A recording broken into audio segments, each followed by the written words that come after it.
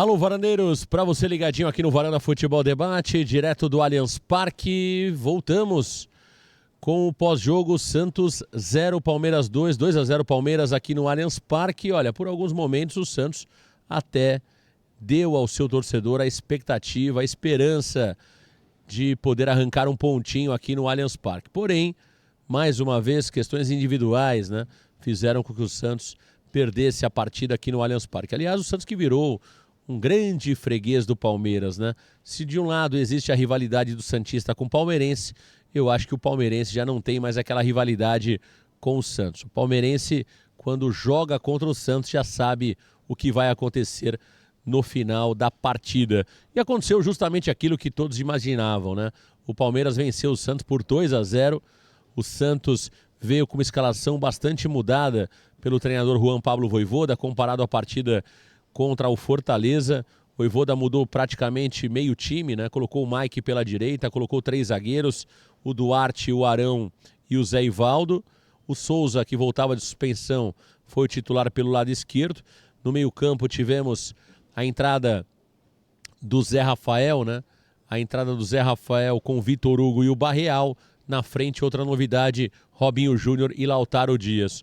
Foi um primeiro tempo que o Palmeiras teve muito mais posse de bola, teve muito mais finalização do que o Santos Futebol Clube, mas o Santos até chegou algumas vezes com perigo ao gol do goleiro Carlos Miguel.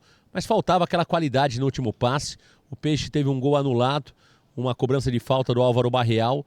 O Ilharão desviou de cabeça, o Carlos Miguel fez uma grande defesa. No rebote o Arão completou para o fundo da rede, mas o Arão estava impedido ali já no primeiro lance, né? Já estava à frente no primeiro lance, gol bem anulado pela arbitragem. O Santos segurou o Palmeiras, o Brazão fez grandes defesas na primeira etapa, pelo menos 3 grandes defesas do Gabriel Brazão. A zaga do Santos, que bateu cabeça no começo da partida, depois conseguiu ali se organizar. O Zé Ivaldo fez um bom jogo até o momento do primeiro gol do Palmeiras, né? O gol marcado pelo Vitor Roque. O Zé Ivaldo perde a disputa de bola já no segundo tempo para o jogador Flaco Lopes.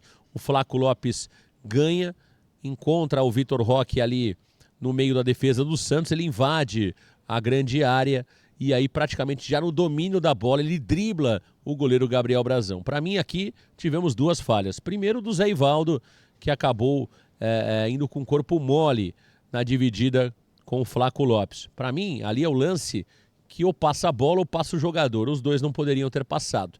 O Zé Ivaldo, a partir do momento que perdeu a disputa, deveria ter parado o Flaco Lopes com falta. Não fez. E aí o Flaco, muito inteligente, rolou a bola para o Vitor Roque. O Vitor Roque não domina tão bem, mas ao dominar mal a bola, ele praticamente já dribla o jogador Gabriel Brazão, goleiro do Santos. Acho que o Brazão foi muito mal ali, perdeu o pé de apoio, escorregou. E aí, com muita tranquilidade, o Vitor Roque completou para o fundo da rede. O Santos ali, quando toma o gol, claramente sente, né, a partida. E o Palmeiras sabe jogar em vantagem. O Palmeiras sabe jogar em vantagem. Com 1-0 no placar, aí o time do Abel Ferreira sabe o que tem que fazer para ampliar a partida ou pelo menos segurar o resultado. O Vojvoda ainda tenta, com algumas mudanças, empatar o jogo. Ele coloca o Cabadeiro e também o jogador Tassiano no lugar do Robinho Júnior e do Lautaro Dias. O Lautaro, para mim, foi o pior jogador em campo, foi um jogador realmente que foi muito mal ao lado do Mike, né? Acho que o Mike, para mim, está se mostrando um ex-jogador de futebol em atividade, muito lento, né? É impressionante como o Mike está mal, é um jogador que não consegue passar do meio de campo, entregou várias bolas de graça para o ataque do Palmeiras. Aí você tem um Lautaro Dias que não consegue dominar uma bola sequer, né? É impressionante como um jogador de futebol, né? Como o Lautaro Dias, não tem a mínima qualidade necessária para conseguir dominar uma bola. É irritante ver o Lautaro Dias muito pela questão ou pela falta de qualidade técnica, né? Então o Vojvoda tenta. Para mim, acho que o Vojvoda deveria ter mudado diferente. Ele não deveria ter colocado o Cabadeiro, que é horroroso também. O Cabadeiro já é ruim em grama natural, em grama sintética ele é pior, né? Então, imagina um cara ruim na grama natural, onde a bola amortece um pouco mais. Imagina em grama sintética, que a bola fica viva o tempo todo. O Cabadiero não conseguia dominar uma bola sequer, é horroroso. E o Tassiano ainda tentou, mas é um jogador também que não vive um bom momento, está muito mal no Santos. Eu acho que o Vojvoda deveria ter colocado, antes do Cabadiero e do Tassiano, deveria ter colocado o Guilherme e o Roleiser. Acabou fazendo isso depois, mas eu acho que o Roleiser e o Guilherme poderiam ter entrado antes do Tassiano e também do jogador Cabadiero. E aí o Palmeiras acaba fazendo o segundo gol, né? O Veiga coloca o Vitor Roque na frente ali do goleiro Gabriel Brazão. Vitor Roque com muita força física invade a área e só encobre o goleiro Gabriel Brazão, fazendo o segundo gol do Palmeiras. Linda enfiada de bola do Veiga. O Vitor Roque tem muita qualidade, né? Invadiu a grande área e aí só deslocou o goleiro Gabriel Brazão, ampliando para 2-0. O Santos ainda tentou diminuir o placar, mas o goleiro Carlos Miguel fez defesas tranquilas ali até o final do jogo.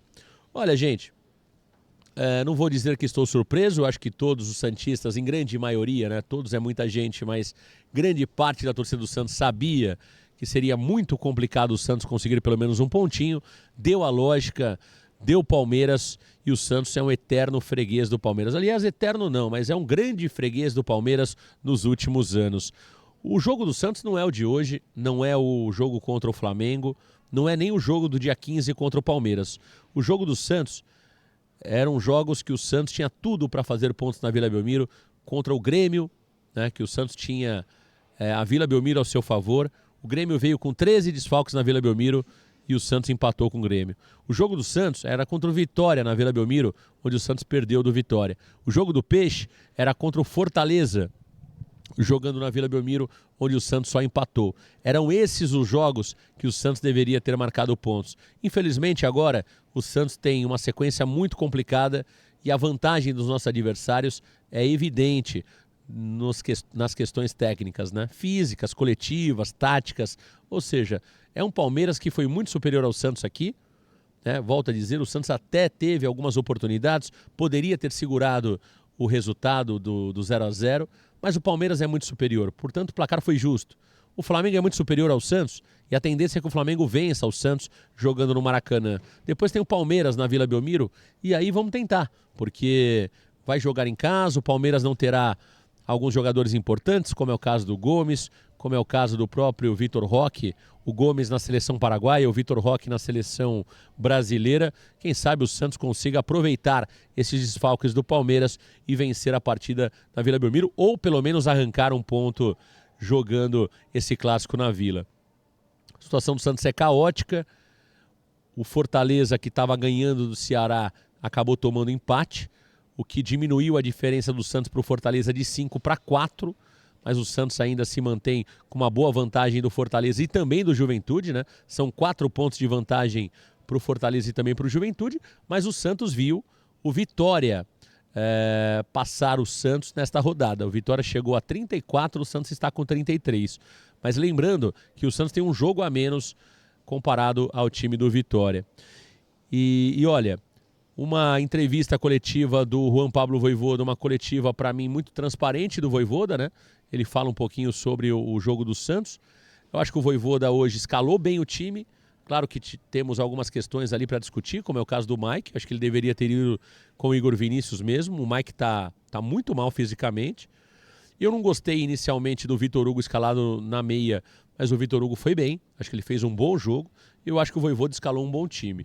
O Arão tem que ser titular contra o Flamengo. Eu acho que o Arão mostrou que é um jogador de uma diferença, de uma qualidade técnica superior, né, aos demais jogadores desse meio campo do Santos. Ele é muito melhor que o Schmidt e até como zagueiro ele é melhor que o Frias e melhor que o Alexis Duarte, né?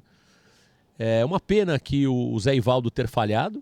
Eu acho que o Zé Ivaldo meio que jogou no lixo a partida que ele fez, porque falha no lance crucial, né, que é o primeiro gol do Palmeiras. Mas se não fosse essa falha, o Zé Ivaldo teria feito uma partida muito interessante. O Zé Ivaldo é um bom zagueiro, mas ele falha em lances capitais da partida e isso acaba comprometendo demais o seu desempenho, né? O Vojvoda, na entrevista coletiva, deu uma declaração sobre a contratação do Bilal Brahimi, né?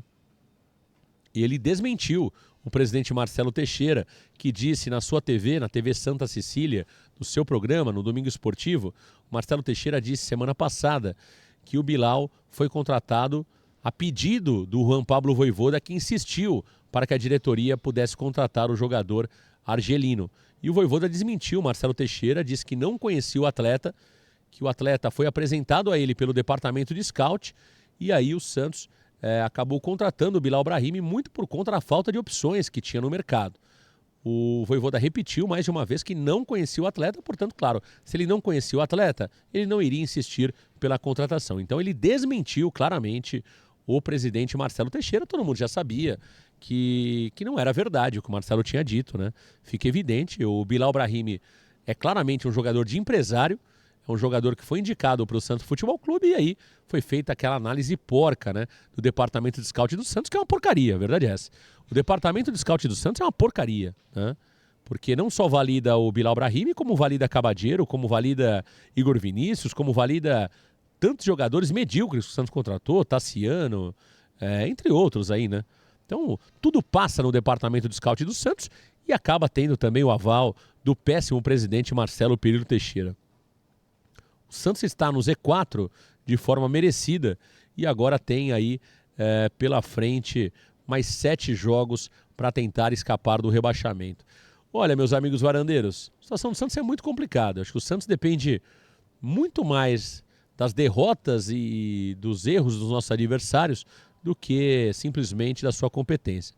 Naquilo que depender do Santos, no que depender do Santos, está perdido. Eu acho que o Santos vai conseguir aí pouquíssimos pontos até o final do campeonato. Falo sobre o Neymar também. Eu acho que o Neymar, como líder, para mim errou, né? Acho que um líder como o Neymar precisaria estar em campo. Talvez não como titular porque ficou muito tempo fora e tem um histórico de lesões muito grande, mas não poderia ter ficado fora de uma partida como essa. Deveria ter dado a cara para bater.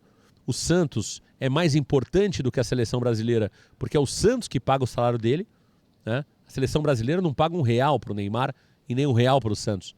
Então precisa parar com esse papo de priorizar a seleção brasileira. Se o Neymar ou alguém do Santos quer priorizar a seleção brasileira, que saia do Santos e vá servir somente a seleção brasileira. O Santos não tem que servir de academia para o Neymar Júnior ou para qualquer jogador que seja. Então acho que o Neymar foi muito mal, administrou mal a situação. Se ele não tivesse jogado a partida contra o Fortaleza, ninguém estaria questionando nada. Agora, a partir do momento que ele se coloca em jogo contra o Fortaleza, pede para jogar, e contra o Palmeiras, ou ele ou alguém decide por ele que ele não jogaria, eu acho que ele está escolhendo partidas para jogar. E não é isso que eu espero de um grande jogador e de um grande líder de um grupo. Então, Neymar, na minha opinião, se mostrou ser um líder fraco, ser um líder que está pensando muito mais nele do que no grupo de jogadores ou no próprio clube, que é o Santos Futebol Clube.